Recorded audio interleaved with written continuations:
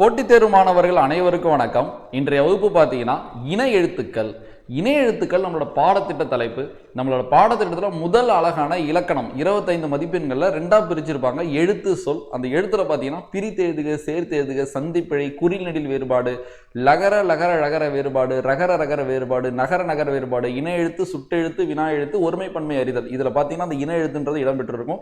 இந்த இணை எழுத்து நம்ம இன்னைக்கு டெப்த்தாக பார்க்க போகிறோம். இணை எழுத்துனாலே நமக்கு ரொம்ப சிம்பிளான டாப்பிக்காக தான் தெரியும், ஏன்னா 6th படிச்சிருப்போம். பட் நம்ம இன்னைக்கு பார்க்க போகிறது அப்படி இல்லை. நன்னூலின் அடிப்படையில் இணை எழுத்தோட அதிகபட்சத்தை நம்ம படிக்க போகிறோம். கண்டிப்பாக அந்த வகுப்பு பார்க்கும்போது உங்களால் இதை புரிஞ்சிக்க முடியும். நம்மளால் கிட்ட நெருங்க முடியாத மாதிரி சில ரூல் அடிப்படையில் சில ஸ்டேட்மெண்ட் கூட கேட்க வாய்ப்பு இருக்குது. ஸோ எப்படி கேட்டாலும் சரி, நம்ம அந்த வகுப்பை முழுமையாக கவனிக்கிற பட்சத்தை நம்மளால் ஆன்சர் பண்ண முடியும். சரி, வகுப்புக்குள்ளே போயிடலாம். ஃபர்ஸ்ட் நான் உங்களுக்கு இணை எழுத்துனா நான் சிம்பிளாக புரிய வச்சாரேன். அதுக்கப்புறம் ஒன்று உள்ள போய் பார்க்கலாம். சரியா? சரி, ஃபர்ஸ்ட் இணை எழுத்துனா நான் சொல்கிறேன், கவனிங்க.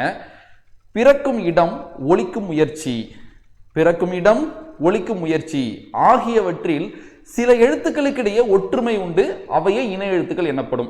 இதோட விளக்கம் என்னன்னா ஒண்ணுமே இல்லை.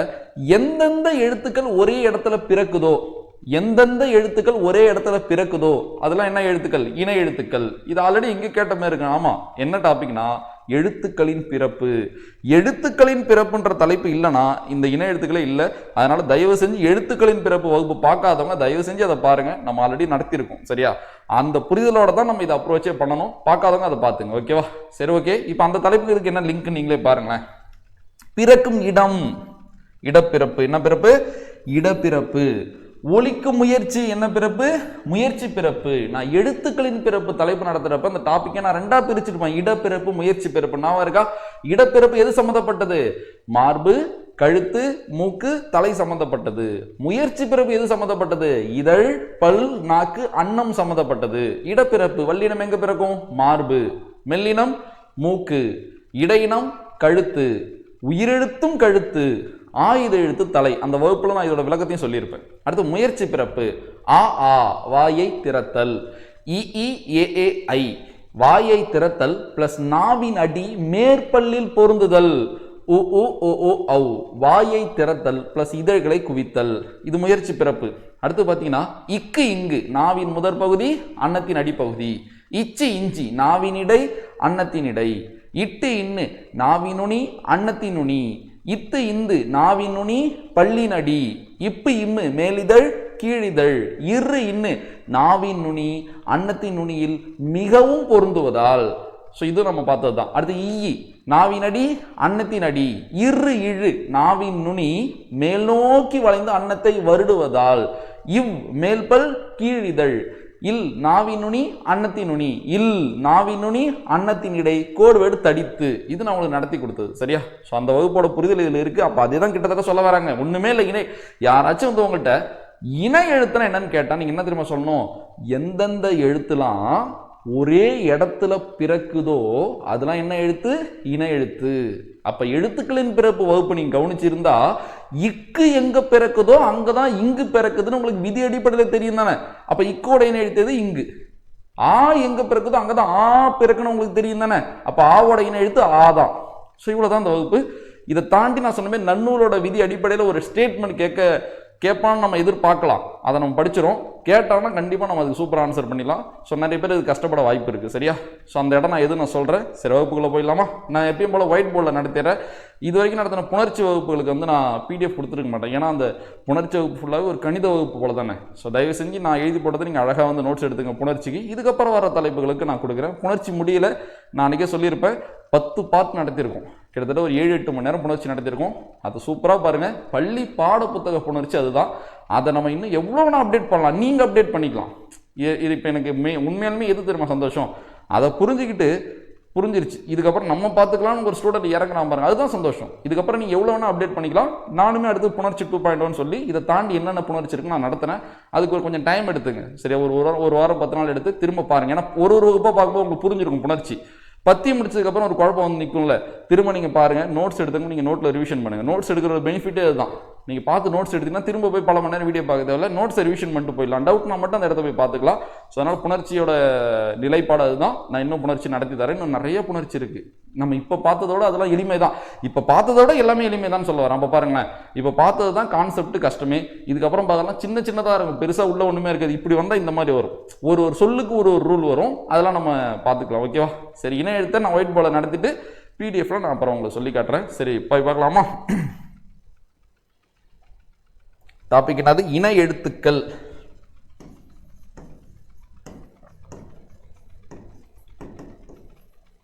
நான் சொன்ன மாதிரி பிறக்கும் இடம், ஒலிக்கும் முயற்சி ஆகியவற்றில் சில எழுத்துக்களுக்கு இடையே ஒற்றுமை உண்டு, அவையே இணை எழுத்துக்கள். ஓகே, இதோட விளக்கம் என்னன்னு சொன்னேன். எந்தெந்த எழுத்து ஒரே இடத்துல பிறக்குதோ அதெல்லாம் ஒரே இனம். சரி, அடுத்து இனம்னா என்ன? இனம்னா என்ன? இனம்னா என்னன்னா துணையாக சேரும் கூட்டம். இனம்னானது துணையாக சேரும் கூட்டம். அது என்ன துணையாக சேரும் கூட்டம்? இப்போ எடுத்துக்காட்டுக்கு உங்களை நம்பி ஒரு கூட்டம் சேருதுன்னு வச்சிங்களேன், உங்களுக்கு துணையாக சேருதுன்னு வச்சிங்களேன், அந்த கூட்டம் தானே உங்கள் இனம். புரியுதா உங்களுக்கு? அப்போ இனம்னானது துணையாக சேரும் கூட்டம்.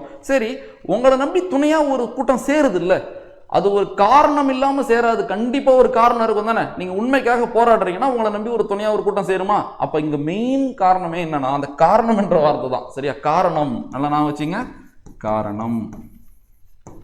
அப்ப ஒரு காரணம் இருந்தாதான் உங்களுக்கு துணையா ஒரு கூட்டமே சேரும். அந்த கூட்டம் தான் என்னது? இனம். இதுதான் நான் சொல்ல வந்தேன்ல, இந்த வகுப்புல ஒரு கடினமான இடம் இருக்கு. அவுட் சோர்ஸ் மாதிரி நீங்க நினைச்சுக்கலாம். இது அவுட் சோர்ஸ்ன்ற வார்த்தையை நம்ம பயன்படுத்தக்கூடாது. நம்ம நார்மலான இணை எழுத்தை விட அப்டேட்டடா நன்னூல் அடிப்படையில் நம்ம படிக்கிறோம். சரியா? சரி, ஓகே. அந்த காரணம் நான் என்னன்னு சொல்றேன். இந்த காரணத்துக்கு ஒரு ரூல் சொல்லியிருக்காரு. சரியா? பவனந்தி முனிவர் ஒரு ரூலே சொல்லியிருக்காரு. என்னன்னா, தானம், முயற்சி, அளவு, பொருள், வடிவு. புரியுதா? 5 இருக்கும் பாருங்க. தானம், முயற்சி, அளவு, பொருள், வடிவு. இந்த 5 தான் காரணம்னு சொல்ல வராரு. டக்குன்னு உங்களுக்கு புரியாதுதான், கவனிங்க, நான் புரிய வைக்கிறேன். இந்த 5 தான் இன்றைய வகுப்போட ஹைலைட்டே. இன்னைக்கு நீங்க இந்த வகுப்பு கவனிக்கிறதுக்கான அர்த்தமும் இந்த 5 கத்துக்கிட்டு போறதா. ஸோ இந்த 5 பத்தி நான் கிளியரா சொல்றேன், கவனிங்க. பார்க்கலாமா? ஃபர்ஸ்ட் நான் சொன்னேன் தானம். அடுத்து என்னது? முயற்சி. அடுத்து என்னது? அளவு. அடுத்தது பொருள். லாஸ்ட்ல என்னது? வடிவு. எப்படி வந்திருக்கோம் பாருங்க. இனம்னானது துணையாக சேரும் கூட்டம். உங்களை நம்பி துணையாக ஒரு கூட்டம் சேரணும், அதுக்கு ஒரு காரணம் இருக்கணும்ல. அதே போலதான் இந்த இணை எழுத்துகளுக்கு என்ன காரணம்னா, இப்போ உங்களுக்கு புரியுற மாதிரி சார், 2 எழுத்து இணை எழுத்தா இருக்கு, அதுக்கு ஒரு காரணம் இருக்கணும்ல. சரியா? அந்த காரணங்கள் தான் இந்த 5. இந்த 5 காரணங்களும் இருக்க தேவையில்லை. இந்த 5 காரணத்துல ஏதோ ஒரு காரணமோ இல்ல 2 காரணமோ இல்ல 3 காரணமோ 2 எழுத்துக்கு இடையில இருந்தா அது இணை எழுத்து. புரியுதா? 2 எழுத்துக்கு இடையில இந்த 5 காரணத்துல ஏதோ ஒரு காரணம் இருந்தா அது என்ன எழுத்து? இணை எழுத்து. இதுதான் கடினமா நம்ம போய் இதை புரிஞ்சுக்கிறது. இணை எழுத்துக்குள்ள ஆழ்ந்து போறது இதுதான். சரியா? சரி, இந்த 5 பத்தி நான் டீட்டெயிலா சொல்லிட்டு அதுக்கப்புறம் உங்களுக்கு சொல்றேன். சூப்பரா புரியும். கவனிக்கிறீங்களா? ஒன்னொன்னா பார்த்துடலாம். ஃபர்ஸ்ட் என்ன பார்க்கலாம்? தானம். தானம். தானம்னா இடம்னு அர்த்தம். இடம். எழுத்துகளின் இடப்பிறப்பு. எழுத்துகளின் இடப்பிறப்பு. இடப்பிறப்புனா இது மார்பு, கழுத்து, மூக்கு, தலை. இதெல்லாம் உங்களுக்கு தெரியும். எழுத்துக்களின் பிறப்பு நடத்திருக்கேன். அடுத்தது பாருங்க, முயற்சி. 2 என்னது? முயற்சி. முயற்சினா எழுத்துகளின் முயற்சி பிறப்பு. இது எது சம்பந்தப்பட்டது? இதழ், பல், நாக்கு, அன்னம் சம்பந்தப்பட்டது. புரியுதா? காரணம் புரியுதா? அப்ப ஆ ஆ இணை எழுத்து. அது என்னென்ன காரணம் இருக்கு? 5 காரணத்துல ஏதோ ஒரு காரணம் இருந்தா கூட போதும் சொன்னல. 2 ஒரே மாதிரி உச்சரிப்பு உடையது. அப்ப இந்த காரணத்துக்காக அது இணை எழுத்து நான் சொல்றேன். புரியுதுல? இந்த காரணத்துக்காக நான் அது இணை எழுத்துன்னு சொல்றேன். ஸோ அடுத்தது போயிடலாமா? அடுத்து அளவு. அளவுனா என்னன்னா ஒன்றும் இல்லை, மாத்திரை அளவு. எழுத்துகளின் மாத்திரை அளவு. ஆமா, மாத்திரை அளவு அடிப்படையிலையும் இணை எழுத்துக்கள் வச்சிருக்காங்க. இப்போ உங்களுக்கு டவுட் வரும், சார் இப்போ நீங்க ஆ ஆ இணை எழுத்துன்னு சொல்லிட்டீங்க, ஆவுக்கு ஒரு மாத்திரை, இந்த ஆவுக்கு நான் 2 மாத்திரை, எப்படி இது இணை எழுத்து இங்க இடிக்குதுன்னு கேட்கலாம். நான் தான் சொல்றேன் 5 காரணமும் பொருந்தும்னு அவசியம் இல்லை. அது இணை எழுத்தா இருக்கிறதுக்கு அதுல ஏதோ ஒரு காரணம் அடிப்படையா இருக்கும். ஆ இணை எழுத்தா இருக்கிறதுக்கு மாத்திரை அளவு காரணம் கிடையாது. புரியுதா? இதுவே இக்கு இங்க எடுத்துங்க, 2க்கும் அரை மாத்திரை தானே. அதுக்கு நான் அரை மாத்திரை இருக்கிறது எல்லாமும் நான் இனம்னு சொல்ல வரல. அப்போ புரிஞ்சுக்கிட்டா உங்களுக்கு இந்த 5 பார்த்ததுக்கு அப்புறம் புரியும். இந்த 5ல மொதல் 2 தான் ரொம்ப ரொம்ப முக்கியமே. பிறக்கும் இடம், ஒழிக்கும் முயற்சி, இதுதான் ரொம்ப முக்கியமே. மற்றதெல்லாம் அங்கங்க தேவைப்படும். இப்படி ஒரு எக்ஸாம்பிள் ஒரு கொஸ்டின் கேட்கறான். இப்போ குரூப் 4ல நீங்க உள்ள போயிட்டீங்க, ஒரு கொஸ்டின் வருது. இணை எழுத்த ஒரு டாபிக்கா கூட நம்ம மதிக்க மாட்டோம். இதுல இருந்து ஒரு கொஸ்டின் வைக்கிறான். நீங்க யோசிச்சு பாருங்க, எக்ஸாம் ஹால்ல பல மாசம் போராட்டத்துக்கு அப்புறம் வாழ்க்கை இதான் நம்பி உள்ள போவோம். அப்போ ஒரு எளிமையான தலைப்புல கடினமான வினாவை வச்சு நம்மள அவன் நிலைக்குலைய வைப்பான். வேர்க்கும், படபடப்புன்னு ஆயிடும். அப்போ அந்த எக்ஸாமே நம்மளுக்கு ஃபோக்கஸ் தடுமாறும். பார்த்துட்டீங்களா?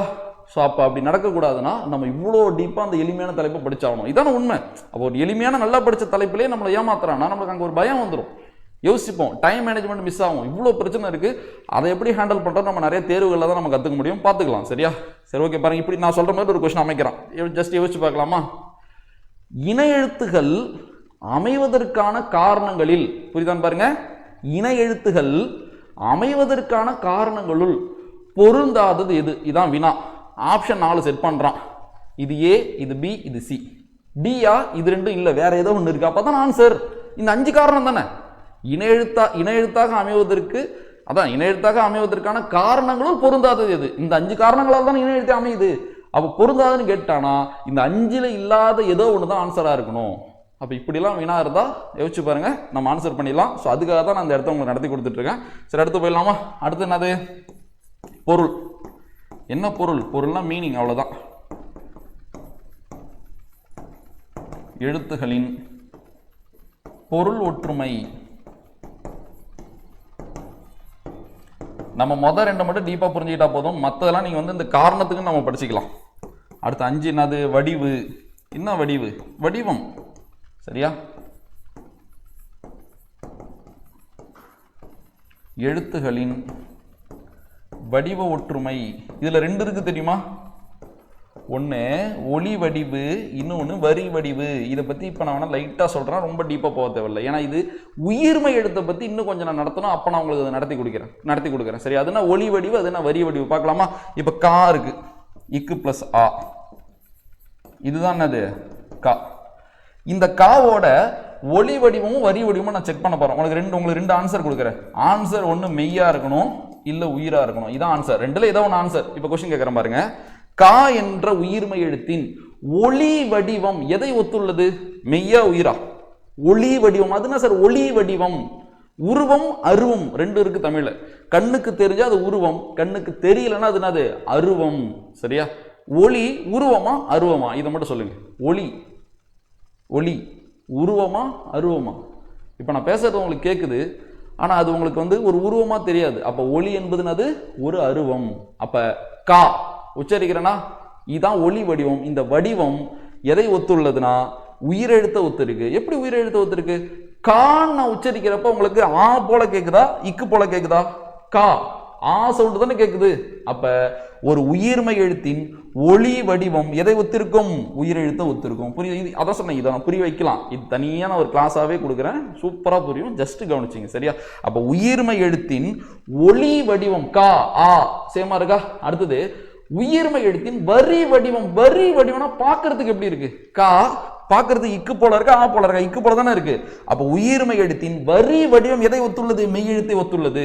அப்ப ஒரு உயிர்மை எழுத்தின் ஒளி வடிவம் உயிரெழுத்த ஒத்திருக்கும், ஒரு உயிர்மை எழுத்தின் வரி வடிவம் மெய் எழுத்த ஒத்திருக்கும். சோ இது போலதான் சொல்றாங்க. வடிவமும் ஒத்திருக்கும். பாருங்க, ஆ வடிவத்துல ஒரே மாதிரி இருக்கா? சோ அதுதான் எழுத்துக்களின் வடிவ ஒற்றுமை. இந்த 5 காரணங்கள் தான் முக்கியம். பாருங்க, தானம், முயற்சி, அளவு, பொருள், வடிவு. இப்ப சொல்றேன் பாருங்க, இதுதான் இணை எழுத்துக்கான மெயினான விளக்கமே. நம்ம அங்க படிச்சது கரெக்ட் தான். பிறக்கும் இடம், ஒழிக்கும் முயற்சி ஆகியவற்றில் சில எழுத்துக்களுக்கு இடையே ஒற்றுமை உண்டு, அவையே இணை எழுத்துக்கள். தப்பு இல்லை, அது கரெக்ட் தான். பட் இப்ப நான் என்ன சொல்ல வரேன்னா, இந்த 5 நம்மளே ஸ்டேட்மெண்ட் உருவாக்கலாம். இந்த 5 காரணங்களுள் ஒன்றோ பலவோ 2 எழுத்துக்களின் இடையில் வரும் பொழுது அவை இணை எழுத்துக்கள் என்னப்படும். அதுனா 2 எழுத்துக்கு இடையில வர்றது அப்படி கிடையாது. இப்ப இந்த 2 எழுத்து எடுத்துங்களேன், ஆ ஆ, இந்த 2 எழுத்துக்களுக்கும் இடையில இந்த 5 காரணங்கள்ல ஒரு காரணமோ பல காரணமோ வந்தா அது ரெண்டு என்ன எழுத்து? இணை எழுத்து. இப்ப இந்த ஆவுக்கு நான் என்னென்ன காரணம் சொல்லலாம்? முயற்சி பிறப்பு ஒத்திருக்குன்னு ஒரு மெயினான காரணம் சொல்லலாம். இதான் மெயின் காரணமே. அடுத்தது வடிவ ஒற்றுமை ஒத்திருக்குன்னு ஒரு காரணம் சொல்லலாம். ஸோ இது போல காரணம் சொல்ல முடியுது இல்லை? ஸோ இதுதான் ரொம்ப ரொம்ப முக்கியமானது. ஸோ பாருங்க, ஆ ஆ இதை வச்சு நம்ம ரெண்டு காரணத்தை மேட்ச் பண்ண முடியுது இல்லை? அப்போ இதுக்கான விளக்கம் என்னன்னா, ஸோ இந்த இப்போ நம்ம இப்போ ஸ்டேட்மெண்ட் அடுத்து நம்ம மேக் பண்ணுறோம்னு வச்சுங்களேன். இப்போ இங்கே ஒரு ஸ்டேட்மெண்ட் நம்ம மேக் பண்ணுறோம். மேற்கண்ட காரணங்களுள் ஒன்றோ பலவோ இரண்டு எழுத்துக்களுக்கு இடையில் ஒற்றுமையோடு வந்தால் அவை இணை எழுத்துக்கள் எனப்படும். ஸ்டேட்மெண்ட்ல இருக்கு, நான் காட்டுறேன். ஜஸ்ட் நீங்க லைட்டா புரிஞ்சுக்கிட்டா போதும். ஓகேவா? அடுத்து என்னன்னா, இணை எழுத்துக்களுக்கான வேறு பெயர்கள். இணை எழுத்துக்களுக்கான வேறு பெயர்கள். வேறு பெயர்கள் என்னன்னா, நட்பு எழுத்து, அணு எழுத்து. ஸோ பாருங்க, எந்த நூ போட்டிருக்கேன் தெரியுதா? ஸோ இப்போ அந்த அணுக்கரு அந்த நூ போல, ஸோ சின்ன நூ பயன்படுத்துங்க. இந்த அணு அணுக்கம். சரியா? அணுக்கம்னா என்னது? பிணைப்பு, இணைப்புன்னு அர்த்தம், இணை எழுத்துன்னு அர்த்தம். புரியுதா உங்களுக்கு? அப்ப இணை எழுத்துக்களுக்கான வேறு பெயர்னா என்னது? ஒன்று நட்பு எழுத்துன்னு சொல்லலாம், இல்லை அணு எழுத்துன்னு சொல்லலாம். ஸோ இதுவும் தெரிஞ்சு வச்சுங்க. இதுக்கப்புறம் நம்ம இப்போ பார்க்க மாதிரி பேசிக் தான், அதையும் நம்ம டீட்டெயில்டாக பார்த்துடலாம். சரி, ரோமன் லெட்டர் 1 பார்க்கலாமா?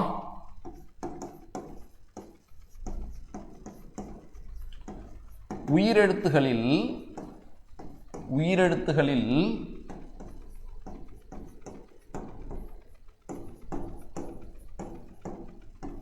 ஏன் இப்படி ஃபார்ம் பண்ணியிருக்கேன்னா, உயிரெழுத்துக்களில் குறிலுக்கு நெடிலும் நெடிலுக்கு குறிலும் ஒரே இனம். புரியுதா?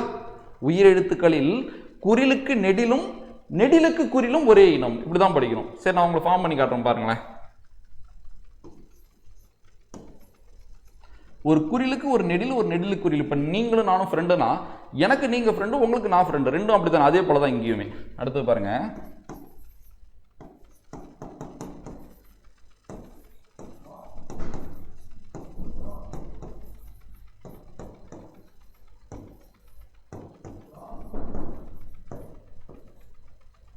ஸோ பார்த்தீங்கன்னா ஆ ஆ இதில் ரொம்ப எளிமையானது தான். ஸோ இப்போ ஐக்கும் அவ்வுக்கும் நம்ம பார்க்க போகிறோம். பார்க்கலாமா? இப்போ இந்த ஐக்கும் அவ்வுக்கும் நம்ம மனப்பாடம் பண்ண தேவையில்ல, புரிதலின் அடிப்படையிலே பார்க்கலாம். ஏன்னா ஒரு குறிலுக்கு நெடிலும் நெடிலுக்கு குறிலும் ஒரே இனம்னு நம்ம பார்த்துட்டோம். அதன் அடிப்படையில் எவ்வளோ எளிமையாக புரிஞ்சுக்கலாம் பாருங்களேன். இப்போ ஐ என்பது குறிலா நெடிலா? ஐ என்பது அது ஒரு நெடில். அப்போ அந்த நெடிலுக்கு கண்டிப்பாக ஒரு குறில் தானே இணை எழுத்தாக இருக்க முடியும். அப்போ உயிரெழுத்துல உங்களுக்கே தெரியும், 5 குறில் 7 நெடில். அப்போ 5 செட்டு எனக்கு கிடைச்சிருச்சு. அப்போ மீதி 2 நெடில் இருக்கு. அந்த 2 நெடிலுக்கு நான் 2 குறில் தானே எடுக்க முடியும். அப்போ உயிரெழுத்துல எதுலாம் குறில்? ஆ, இ, உ, ஏ, உ. ஸோ இந்த 5 தானே குறிலா இருக்க முடியும். நம்ம சின்ன சின்ன விஷயத்த மனப்பாடம் பண்ண ஆரம்பிச்சா கடினமான இடத்துக்கிட்டே போக முடியாது. இந்த சின்ன விஷயத்தை நம்ம எளிமையாக புரிஞ்சுக்கலாம். எழுத்துக்களின் பிறப்பு நான் சொல்லி கொடுத்துருப்பேன்ல. ஸோ நீங்க உச்சரிச்சு பாருங்களேன். ஐ, ஆ. இப்ப ஆ ஆ ரெண்டும் ஒரே மாதிரி உச்சரிப்பு இருக்குல்ல. ஒரே மாதிரி உச்சரிப்பு இருக்கிறதுனால தான் அது இணை எழுத்து. இதுவே ஐ ஆ உச்சரிப்பே மாறுது இல்ல. அப்ப ஐயோட இணை எழுத்து என்ன கிடையாது? ஆ கிடையாது. அடுத்து பாத்தீங்கன்னா ஐ ஊ, ஐ ஊ. ஸோ அப்ப இதுவும் இணை எழுத்து கிடையாது. ஏன்னா ஊ இதழ் குவிதா, ஐ இதழ் குவியில் இல்ல. அப்போ ஊ இணை எழுத்து கிடையாது. ஐ ஓ, ஓவுக்கு இதழ் குவிதா. ஸோ அப்போ ஓவும் இணை எழுத்து கிடையாது. அடுத்து உச்சரிச்சு பாருங்க. ஐ ஏ கிட்டத்தட்ட ஒரு 80% ஒரே மாதிரியா இருக்கு பார்த்தீங்களா? ஐ ஏ. ஆனா அதை விட நெருக்கமா நம்ம ஈ இருக்கும். உச்சரிச்சு பாருங்க. ஐ இ, ஐ இ ஒரே மாதிரியா இருக்கா? ஸோ அப்ப ஐயோட இணை எழுத்து இ. அவு, அவுன்னும் போதே ஊ வந்துருச்சு தெரியுதா? அவு ஊ. அப்ப அவ்வோட இணை எழுத்து ஊ. அப்ப இதுல இதான் முக்கியமானது. ஸோ அப்ப ஐயோட இணை எழுத்து இ, அவ்வோட இணை எழுத்து ஊ. புரியுதா? ஸோ இவ்வளவுதான் உயிரெழுத்து. அப்போ உயிரெழுத்துக்களில் நெடிலும் குறிலும், குறிலும் நெடிலும் ஒரே இனம் சொல்லிட்டு போயிடலாம். அதுல நம்ம கவனிக்க வேண்டிய இடம் என்னது? ஐக்கு இ, அவுக்கு ஊ. சரி, ஓகே. இந்த இணை எழுத்துக்கள் எங்க பயன்படும் கேட்டா அளபடையில பயன்படும். பாத்தீங்கன்னா படார், டா, இட்டு கூட்டல் ஆ. இணை எழுத்து பக்கத்துல வருதா? உரணசை சை, இச்சு கூட்டல் ஐ, ஐ இ. இணை எழுத்து பக்கத்துல வருதா? ஐயோட இணை எழுத்து எது? இ. புரியுது? ஐயோட இணை எழுத்து ஏன் ஈன்னு? ஸோ இதுக்கு நிறைய கான்செப்ட்லாம் இருக்கு. அது அளபடை பார்க்குறப்ப நான் பார்த்துக்கலாம். ஸோ இதான் ரோமன் லெட்டர் 1. அடுத்து போயிடலாமா? அடுத்து 2.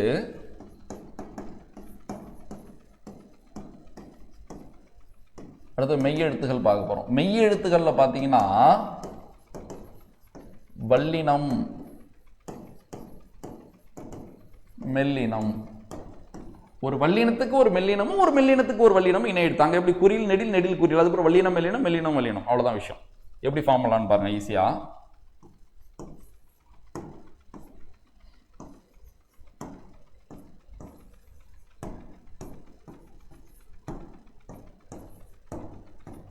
இப்போ நான் என்ன எழுதியிருக்கேன், மெல்லினம் என்னென்ன ஞனன நமன எழுதிட்டுனா, இப்போ இது கூட பாருங்க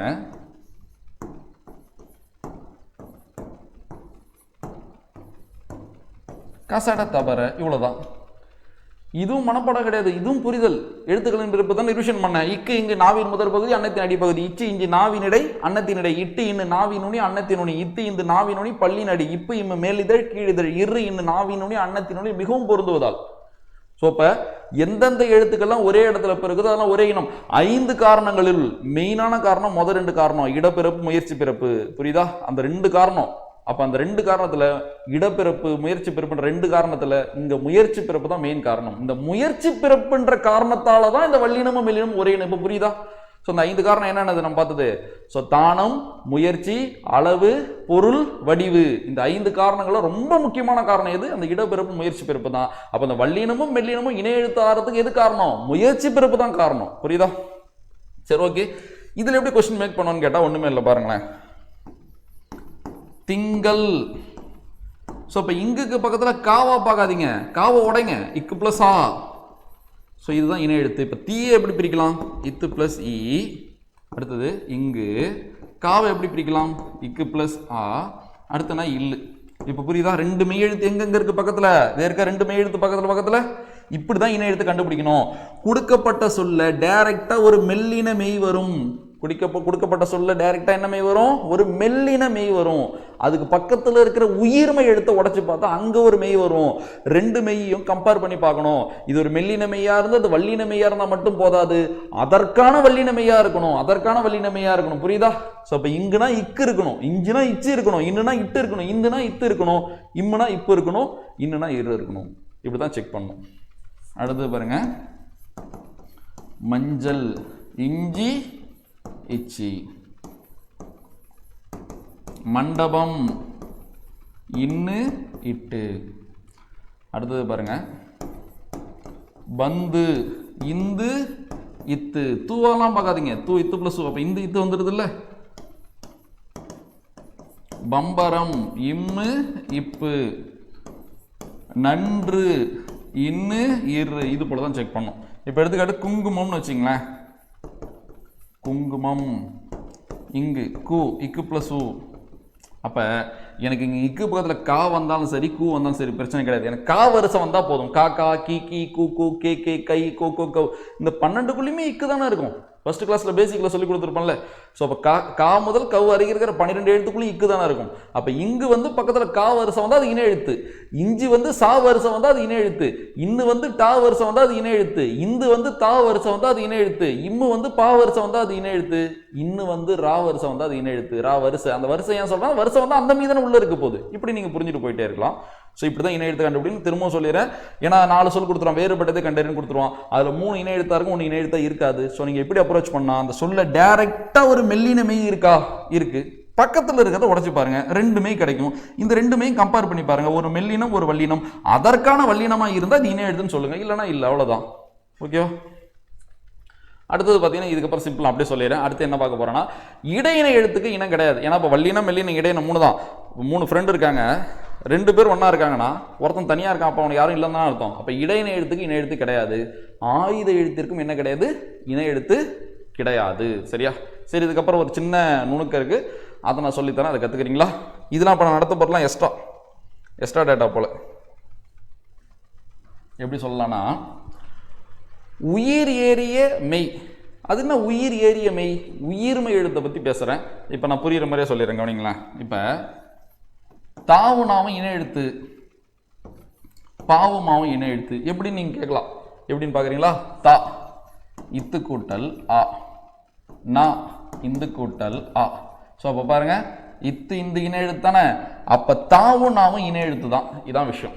அடுத்து பா பாருங்க, இப்பு கூட்டல் ஆ, மா பாருங்க இம்மு கூட்டல் ஆ, அப்ப இப்பு இம்மு இணை எழுத்து தானே, அப்ப பாவும் மாவும் இணை எழுத்து தான். இதுதான் உயிர் ஏறிய மெய்ன்னு சொன்ன. அப்ப உயிர் ஏறிய மெய்னா அது உயிர் மெய் எழுத்து தானே. இப்ப இந்த மெய் மேல உயிர் ஏறிச்சுன்னா இது உயிர் மெய் எழுத்து தானே. அப்ப இப்படி கூட கொஸ்டின் கேட்கலாம். நீங்க எக்ஸாம் ஹால்ல போறீங்க, திடீர்னு இது மாதிரி இப்போ நான் பாருங்க ஃபர்ஸ்ட் ஒரு வெரைட்டி சொன்னா இப்படியும் உங்களுக்கு கொஸ்டின் வர வாய்ப்பு இருக்கு. இதை நான் சொல்லி கொடுத்துட்டு இதுல எப்படி கொஸ்டின் கேட்பான்னு நான் உங்களுக்கு சொல்றேன், பாத்துக்கலாம் சரியா. ஸோ இப்போ இதை உங்களுக்கு இன்னும் கிளியரா புரிய வைக்கிறேன். இப்போ எடுத்துக்காட்டு இப்படி இருக்கு, ஏன்னா இங்க உங்களுக்கு என்ன இருக்கு, இங்கேயும் ஆதா இருக்கு இங்கேயும் ஆதா இருக்கு. அப்போ உங்களுக்கு என்ன வரும், ஓ இங்க ஒரே எழுத்து இருந்தாதான் இன்னும் எழுத்து நீங்க அப்படி கிடையாது. இங்க பாருங்களேன், தே இத்து கூட்டல் ஏ நெடில், இங்க இந்து கூட்டல் ஏ தான் குறில். இங்க உயிர் எழுத்து மாறுது இருந்தாலும் இத்து இந்து தானே, அப்ப இது இணை எழுத்து தான், இது இணை எழுத்து தான். அடுத்து இங்க பாருங்களேன், பே மே, இங்க ஏ நெடில் இங்க குறில் தான், ஆனா இப்ப இம்ம இணை எழுத்து தான், அப்ப பே மே இணை எழுத்து தான். இதன் அடிப்படையிலையும் உங்களுக்கு கொஸ்டின் கேட்கலாம். இன்னும் வேற எந்த வருஷம் வேணா வச்சுக்கலாம். இங்க தே வச்சுக்கிட்டு இங்க நவ் கூட வச்சுங்க, அப்ப இங்க ஏ இங்க அவ்வு, ஆனா இத்து இந்த இணை எழுத்து தான். அடுத்து இங்க பே வச்சுக்கிட்டு இங்க மவ் வச்சுங்க, இங்க ஏ இங்க அவு, ஆனா இப்ப இம்ம இணை எழுத்து தான். ஸோ இந்த மாதிரி தான் நீங்க அப்ரோச் பண்ணலாம். அப்ப இப்படி எப்படி கொஸ்டின் கேட்கலாம், ஒரு 4 ஆப்ஷன் சும்மா நம்மளே ஃபார்ம் பண்ணி பார்க்குமா. ஏ சும்மா நானே ஃபார்ம் பண்றேன், தூ நை,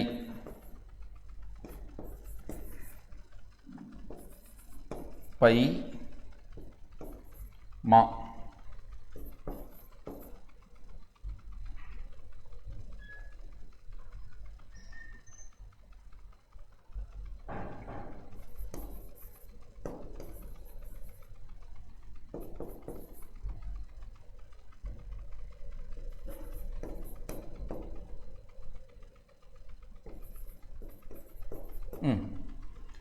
இது ஒரு குரூப் 4ல கேட்குறான்னு வச்சுங்க.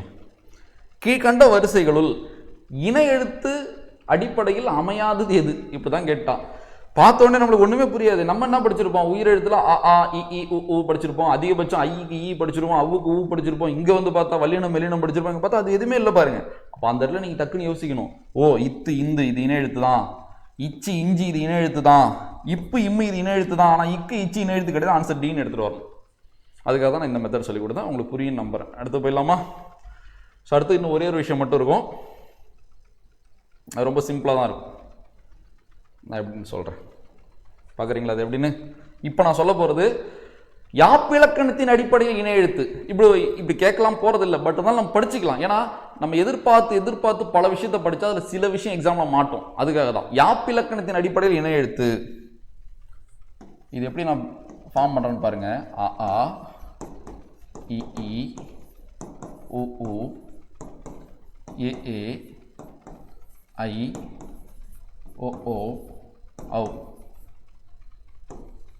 சாரி ஔ ஔ, ஓகேவா. இது எல்லாமே ஓர் இனம். எல்லாமே ஓர் இனம்னு சொல்றதை விட இப்படி ஃபார்ம் பண்ணால் உங்களுக்கு புரியும். இது 4ம் ஓர் இனம், இந்த 4ம் ஓர் இனம், இந்த 4ம் ஓர் இனம். இந்த டாப்பிக்கோட எண்டில் ஒரு 5 வினாக்கள் வச்சிருக்கேன் பிடிஎஃப்ல, அதையும் நம்ம சால்வ் பண்ணலாம். அந்த டாப்பிக்கை நான் இப்போ ஃபுல்லாக பிடிஎஃப்ல உங்களுக்கு ரிவிஷன் பண்ணி கொடுத்துட்டு அந்த 5 கொஸ்டினுக்கு நம்ம ஆன்சர் பண்ணியும் பார்க்கலாம், ஓகேவா. அப்போ பாருங்க, அ ஆ ஐ ஔ இது யாப்பிலக்கணத்தின்படி ஒரு இனம். இப்போ நான் இதை வந்து கான்செப்ட் ஓரியன்டாக புரிய வைக்க ட்ரை பண்ண என்ன தெரியுமா ஆகும், நம்ம ஆல்ரெடி எழுத்துக்களின் பிறப்பு படிச்சிருக்கோம், அதெல்லாம் வெறும் 30% தான், இன்னும் அதில் நிறையா இருக்கு சரியா. அந்த அடிப்படையால் தான் நமக்கு மேலே இருக்கிறது புரிஞ்சுது. அந்த எழுத்துக்களின் பிறப்பில் இன்னும் நிறைய நுட்பங்கள்லாம் இருக்கு, அது புரிஞ்சாதான் இது புரியும். இது யாப்பிலக்கணத்தின்படி இனம் மோனை இணை எதுகையெல்லாம் பயன்படுத்துவோம்ல, அதில் கடினமாக இருந்துச்சு. இப்போ மெயின்ஸ்லாம் குரூப் டி மெயின்ஸ் தமிழ் இருந்துச்சு இல்லை, போன வாட்டி 60 மார்க்கு, அப்போலாம் இந்த லெவலில் படிச்சுட்டு இருந்தோம் சரி. அதனால் தயவு செஞ்சு இதை பார்த்துக்குங்க, இதை நோட்ஸ் எடுத்துங்க, நான் வச்சுங்க. இது கான்செப்ட் ஓரியன்டாக நம்ம புரிய பட்சத்தில் மேலே இருக்கிறது கொஞ்சம் குழப்ப வாய்ப்பு இருக்குது. அதனால் இது எதிர்பார்க்கலாம், நான் வச்சுங்க, ஓகேவா. அடுத்து பார்த்தீங்கன்னா இது 2ம் ஓர் இனம், இது 2ம் ஓர் இனம். இது இப்போ நான் சொல்றது யாப்பிலக்கணத்தின் அடிப்படையில் மென்ஷன் பண்ணா நீங்க ஆன்சர் பண்ணுங்க. இது 2ம் ஓர் இனம். ஸோ இந்த இடத்த நான் வச்சுங்க, ஒருவேளை இப்படி வினா கேட்டா இதை நீங்க ஆன்சர் பண்ணிக்கலாம். ஸோ இதுதான் இன்றைய வகுப்பு. இது அப்படியே நான் உங்களுக்கு பிடிஎஃப்ல ரிவிஷன் பண்றேன், உங்களுக்கு சூப்பராக புரியும். கவனிக்கிறீங்களா. பிறக்கும் இடம் ஒலிக்கும் முயற்சி ஆகியவற்றில் சில எழுத்துக்களுக்கு இடையே ஒற்றுமை உண்டு. பிறக்கும் இடம் ஒலிக்க முயற்சி ஆகியவற்றில் சில எழுத்துக்களுக்கு இடையே ஒற்றுமை உண்டு, அவையே இணை எழுத்துக்கள் எனப்படும். இது நம்ம ஆல்ரெடி சொன்னதுதான். அடுத்து வாங்களேன், இனம்னா என்னது? நம்ம இப்ப பார்த்த எல்லாத்தையும் நம்ம இங்க பிடிஎஃப்ல பார்க்க போறோம். இனம்னா என்னது? துணையாக சேரும் கூட்டம். அதுக்கு ஒரு காரணம் வேணும், இதுதான் மெயினே. காரணம் கருதி சில எழுத்துக்களை இணை எழுத்துக்கள் என்பர். காரணம் கருதி, காரணம் கருதாம இப்ப 2 பேரும் ஃப்ரெண்டுன்னு சொல்றோம்னா அவங்க 2 பேரும் ஃப்ரெண்டா இருக்கிறது ஏதோ ஒரு காரணம் இருக்கும் தானே. இந்த காரணத்தால அவங்க 2 பேரும் ஃப்ரெண்டு. 2 பேரும் டிஎன்பிசி படிக்கிறாங்க அதனால ஃப்ரெண்டு, 2 பேரும் அந்த காலேஜில் படிக்கிறாங்க அதனால ஃப்ரெண்டு. அப்ப நீங்களும் உங்க ஃப்ரெண்டு ஃப்ரெண்டானதுக்கு ஏதோ ஒரு காரணம் இருக்குமா இருக்காதா? நீங்க யோசிச்சு பாருங்க. நீங்களும் அவரும் வேற வேற ஊரு, வேற வேற காலேஜ், ஃப்ரெண்டாக இருந்திருக்க முடியாது. 2 பேரும் வேற வேற ரூட்டு. அப்போ நீங்கள் 2 பேரும் ஒரே ஊராக இருந்திருந்தா, இல்லை ஒரே பஸ்ஸில் போயிருக்கிறது கூட ஒரு காரணமாக இருக்கலாம். இப்படி புரியுதா இல்லையா? அதோட நுட்பத்தை நீங்கள் புரிஞ்சுக்கிட்டா ரொம்ப ஈஸியாக இருக்கும். அதுதான் காரணம் கருதி சில எழுத்துக்களை இணை எழுத்துக்கள் என்பர். அந்த காரணம் என்னது? அந்த 5. அதுதான் ரொம்ப ரொம்ப முக்கியமானது. அந்த 5 என்னது? ஸோ அங்கே விதியாக கொடுத்துட்டோம் பாருங்க. நான் சொன்னால ஒரு விதி இருக்குன்னு. ஸோ இந்த விதி தான். ஸோ பாருங்க, நன்னூல் விதி தான் இது. தானம், முயற்சி, அளவு, பொருள், வடிவு. இந்த 5 தான் முக்கியம். 1 2 3 4 5. ஆன ஒன்று ஆகி ஓர்ப்புடை ஒப்பினினமே. ஆன ஒன்று ஆகி ஓர்ப்புடை ஒப்பினினமே. இதெல்லாம் நீங்க மனப்பாடம் பண்ணாதீங்க. இது 5 மட்டும் நான் வச்சுங்க, சரியா? தானம், முயற்சி, அளவு, பொருள், வடிவு. இந்த 5 காரணம். இந்த 5 காரணத்தை நான் மேலே சொல்லிட்டேன். இப்பயும் பார்க்கலாம். ஒயிட் போர்ட்லயே பார்த்துரும். இப்பயும் பார்க்கலாம். எழுத்துக்களின் பிறப்பு. இதுதான் அது தானம். எழுத்துக்களின் என்ன பிறப்பு? இடப்பிறப்பு. தானம்னா இடம்னு சொன்னா இது 1. அடுத்து 2 என்னது? முயற்சி. எழுத்துக்களின் முயற்சி பிறப்பு. அதெல்லாம் உங்களுக்கு சொன்னது தானே, அப்படி பார்த்துங்க. அடுத்து என்னது? அளவு. என்ன அளவு? மாத்திரை அளவு. எழுத்துக்களின் மாத்திரை அளவு பாருங்க. குறில், நெடில், மெய். குறிலுக்கு 1 மாத்திரை, நெடிலுக்கு 2 மாத்திரை, மெய் கார மாத்திரை. நான் சொன்னேன் எல்லாமே காரணமாக இருக்கணும் அவசியம் இல்லை. ஏதோ ஒரு காரணம் இருந்தால் போதும். அடுத்தது எழுத்துக்களின் உணர்த்தும் பொருள் ஒத்திருத்தல். பொருள். அடுத்தது வடிவு. நான் இப்போ திரும்ப சொல்றேன், இந்த 5 இருந்தாலும் இந்த 2 தான் முக்கியம். இடப்பிறப்பு, முயற்சி பிறப்பு அடிப்படையில் தான் மெயினாகவே இன எழுத்துக்களுக்கு இனம் கிடைக்குது. 2 எழுத்து ஒரே மாதிரியே பிறக்குதுன்னா அது ஒரே இனம், ஒரே மாதிரியே ஒலிக்குதுன்னா அது ஒரே இனம், ஒரே இடத்துல பிறந்தா அது ஒரே இனம். இவ்வளவுதான். ஸோ அப்போ கடைசியாக இன எழுத்துனா என்ன? எந்தெந்த எழுத்து ஒரே இடத்துல பிறக்குதோ அதெல்லாம் ஒரே இனம். இதுதான் மெயின். ஓகேவா? சரி சரி. இந்த 5க்கும் எப்படி விளக்கம் கொடுத்துருக்காங்க பாருங்களேன். நான் சொன்னல, மேற்கூறிய 5 காரணங்களில் ஒன்றோ பலவோ 2 எழுத்துக்களின் இடையில் ஒத்திருந்தால் அவை இன எழுத்துக்கள் எனப்படும். மேற்கூறிய 5 காரணங்களில் ஒன்றோ பலவோ 2 எழுத்துக்களின் இடையில் ஒத்திருந்தால், 2 எழுத்துல 2 எழுத்து இருக்கு. இந்த 2 எழுத்துக்கு இடையில இந்த 5 காரணங்கள்ல ஏதோ ஒரு காரணமோ இல்ல பல காரணமோ ஒத்து இருந்தா அது 2 என்ன எழுத்து? இணை எழுத்து. அப்ப நீங்களும் உங்க ஃப்ரெண்டும் ஃப்ரெண்டா இருக்கிறதுக்கு ஒரு 5 ரீசன் இருக்க போகுது. அந்த 5 ரீசன்ல ஏதோ ஒரு ரீசன் ஒத்து இருந்தாலோ இல்ல இன்னும் ஒரு 2 ரீசன் ஒத்து இருந்தாலோ 3 ரீசன் ஒத்து இருந்தாலும் நீங்க 2 பேரும் ஃப்ரெண்டா இருந்திருக்க வாய்ப்பு இருக்குல்ல. 2 பேருமே கிரிக்கெட் பிடிக்குன்னா நீங்க 2 பேரும் ஃப்ரெண்டா இருப்பீங்க. புரியுதா? ஏன்னா 2 பேர் டேஸ்ட் ஒரே மாதிரியா தானே இருக்க போகுது. அதே போலதான் நீங்க சின்ன வயசுல ஒரே ஸ்கூல்ல படிச்சுதான் நீங்க ஃப்ரெண்டா இருந்திருப்பீங்க. இது போல ஏதோ ஒரு 5 காரணத்தை நம்ம செட் பண்ணிடும். 5மே இருக்கணும்னு அவசியம் இல்லை. இந்த 5ல ஏதோ 1 இருந்தா கூட நீங்க ஃப்ரெண்டா இருக்கலாம், இல்ல 2 3 இருந்தா கூட நீங்க ஃப்ரெண்டா இருக்கலாம். அது போல கம்பேர் பண்ணி பார்த்தீங்கன்னா இந்த இடம் சூப்பரா புரியும். சரியா? அப்ப மேற்கூறிய 5 காரணங்களில் ஒன்றோ பலவோ 2 எழுத்துக்களின் இடையில் ஒத்திருப்பது இணை எழுத்துக்கள் என்பர். ஓகேவா? வேறு பெயர் நான் சொல்லிட்டேன், அணு எழுத்து, நட்பெழுத்து. இந்த விளக்கம் ரொம்ப ரொம்ப ஈஸி. பாருங்களேன். ஐ அவு. ஈ உ செரிய. ஐக்கு ஈ, அவுக்கு உ. சரியனா பொருந்தன்னு அர்த்தம் அந்த இடத்துல. சரியா? ஐக்கு ஈயும் அவுக்கு ஊவும் பொருந்த. முதல் எழுத்துனா ஆ என்ற முதல் எழுத்து சொல்ல. முதல் எழுத்துக்கள் 30, உயிரெழுத்து 12, மெய் எழுத்து 18 ஆகிய 30 முதல் எழுத்துக்களை பத்தி இந்த பேசுறாங்க. முதல் எழுத்து. இவ்விரண்டுனா 2 2. இவ்விரண்டுனானது 2 ஓர் இனமாய் வரல் முறையே. ஒண்ணுமே சொல்லாம என்ன சொல்றாங்கன்னா, முதல் எழுத்துக்கள் 30 இருக்குல்ல, உயிரெழுத்து 12, மெய் எழுத்து 18, 2 2 ஒரு இனமா வர்றதான் முறைன்றாங்க. 2 2 தானே ஒரு இனமா வருது. 3 3 வந்துச்சா? 2 2 தானே வந்துச்சு. ஆ ஆ, இ இ, உ உ, ஏ ஏ, ஐ இ, ஓ ஓ, ஔ உ. இப்படி 2 2 தானே வந்துச்சு. இக்கு இங்கு, இச்சு இஞ்சி, இட்டு இன்னு, இத்து இந்த, இப்பு இம்மு, இரு இப்படி 2 2 தானே வந்துச்சு. 2 2 ஓர் இனமாய் வரல் முறையே. சூப்பரா விதி புரியுது பாருங்க. கான்செப்ட் புரிஞ்சா விதி புரியும். விதியை மனப்படம் பண்ண ஒண்ணுமே புரியாது. அடுத்தது பாருங்க. இது நான் உங்களுக்கு சொன்னதான், ஜஸ்ட் ரிவிஷன் பண்ணிடலாம். உயிரெழுத்துக்களில் குறிலுக்கு நெடிலும் நெடிலுக்கு குறிலும் ஒரே இனம். இதெல்லாம் ஈஸி. இதை மட்டும் பார்த்துங்க. ஐக்கு ஈ, அவ்வுக்கு ஊ. இது முக்கியம். ஸோ ஐ என்பதற்கு ஈ என்பதும் அவ் என்பதற்கு ஊ என்பதும் இனமாக அமையும். படார் உரணசி இருக்கா? சொட்டா இட்டு கூட்டல் ஆ. அங்க என்ன இருக்கு? ஆ இன எழுத்தா? சை, இச்சு கூட்டல் ஐ, இங்க என்ன இருக்கு இ, இணை எழுத்தா. ஸோ இது போலதான். அடுத்தது பாருங்க, வல்லினத்திற்கு மெல்லினமும் மெல்லினத்திற்கு வல்லினமும் ஒரே இனம். ஸோ ரொம்ப எளிமையாக தானே, இதில் ஒன்றுமே இல்லை. இக்கு இங்கு, இச்சு இஞ்சி, இட்டு இன்னு, இத்து இந்து, இப்பு இம்மு, இன்னு எவ்வளோ எடுத்துக்காட்டு கொடுத்துருங்க பாருங்க. இவங்க பாருங்களேன், தம்பி இம்மு, அங்கே இப்பு இணை எழுத்து அவ்வளோதான். கன்று இங்கே இன்னு, அங்கே இரு இணை எழுத்து அவ்வளோதான். பாருங்க, வினைச்சொல் தின்றான் வினைச்சொல்லையும் பாருங்க, இன்னு அங்கே இரு இணை எழுத்து. அப்போ கொடுக்கப்பட்ட சொல்ல டைரக்டா மெல்லினமை இருந்து பக்கத்தில் இருக்கிற உயிர்மை எழுத்தை பிரிச்சா ஒரு வல்லினமை வந்து ரெண்டு ஒரே இனமாக இருந்தால் அது இணை எழுத்து. இப்படிதான் நீங்க இணை எழுத்து கண்டுபிடிக்கணும். 4 சொல் கொடுத்துருவோம்.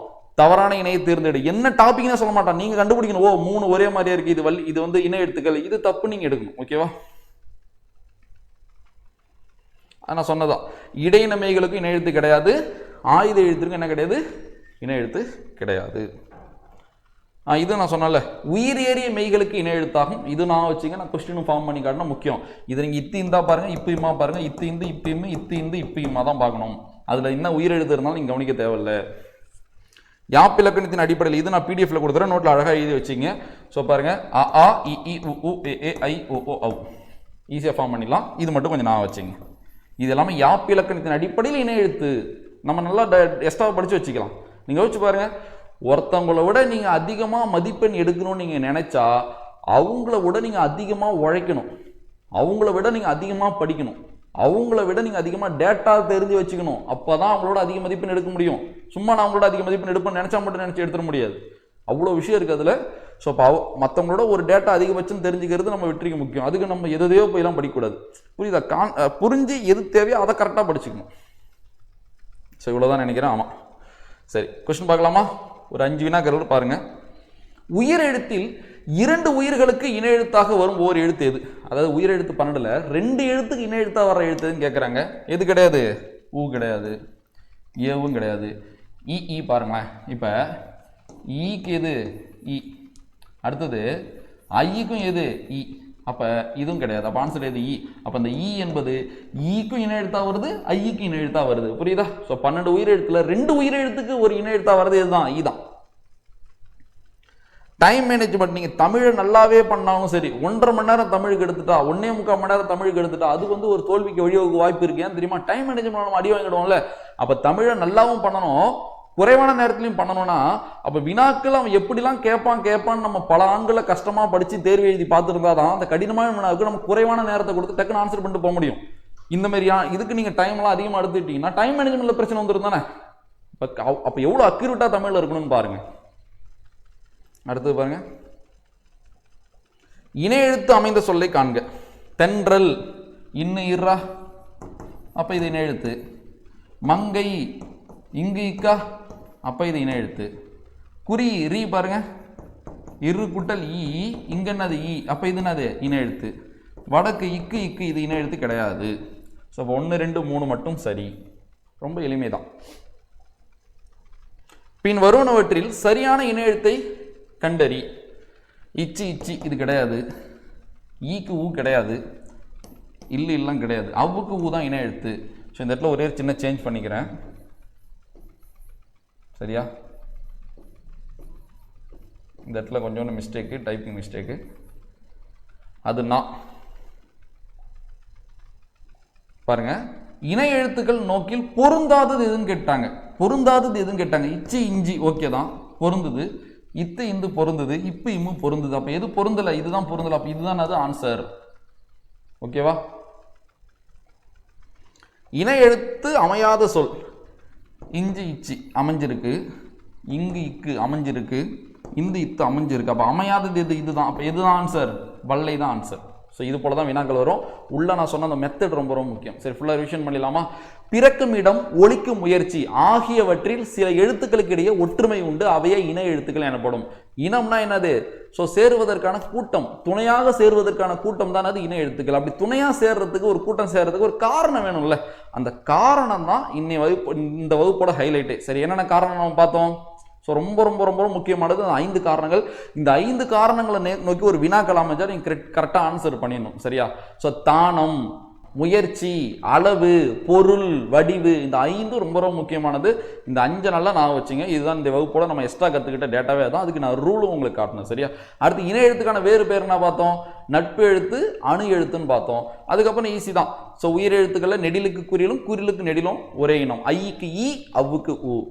மெய்யெழுத்துக்கள்ல வல்லினத்திற்கு மெல்லினம், மெல்லினத்திற்கு வல்லினம். இக்கு இங்கு, இச்சு இஞ்சி, இட்டு இன்னு, இத்து இந்து, இப்பு இம்மு, இரு இன்னு. சரியா? அது ரொம்ப ரொம்ப எளிமைதான்.